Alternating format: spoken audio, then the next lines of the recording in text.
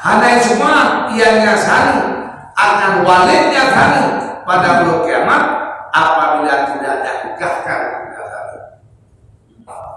Berulang-ulang murtahanun dengan akikahnya ulang yang disembelihkan untuknya ulang pada bulan yang ketujuh. Berulang-ulang itu murtahanun. Yang murtahanun kan barang yang kena dalam barang yang kena dalam atas rahim murtahid mudah-mudahan anu agam yang jid gegara barang borok dengan akikahnya pula yang disembelihkan akan akikah untuknya pula pada bulan yang ketujuh.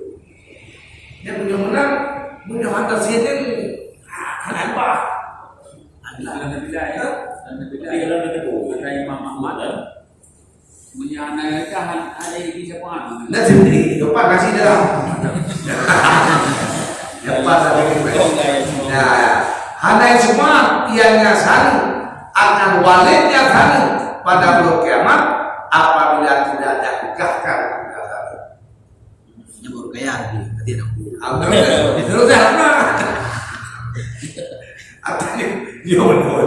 Kalau kalian itu tuh kayak buku, rencana kan benar puluh tahun. Kau udah sih ada jauh di dalam sana sana. Ya, anak uji, jauh kerja di mana ada? Nyok pun kamampu, hana gitu pun, anak seangkat ada, dan baru sholat. Mudah-mudahan untuk tatebuh panjang belejit borok, yang sahaja. Nah, untuk tatebuh panjang belejit borok, anunya tasri apakah si aikah baru tujuh baru di anak borok. Ini orang kesabaran, jadi montong dari demi pen tertujuan pakai yang baru montong yang gelap bagi pen boleh, anskuita. Menasib anu dengan sebagai murtahanun jid keborok dengan akikah. Baik dile ada borok tri akikah. Saya harus tunjuk seolah ada depan debu. Kalau Nah, wajar hai Pak. Wajib kumar. Kumar ini. Hai baru tu kau terus nikah. Jom tayo mesti. Motor bergerak apa? Di mana dia hanya dia pegok. Motor bergerak sudah loh. Itu aja kok untuk toksikah pendih iman barang dia. Bagaimana pakai barangnya dengan tembak tadi? Bagaimana lah? Yuk pegok dia.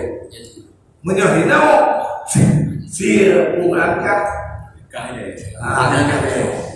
Aduh. Dia guna di ayah katanya mampu bodi, mana mampu ra ilmu, mana rong pegot. Kau guna jodi sehingga tanya kata debu ino. Takikah kerod. Kaya tu takikah kerod. Dengan harapan katanya kegelanto di kan hana mampu, hana debu.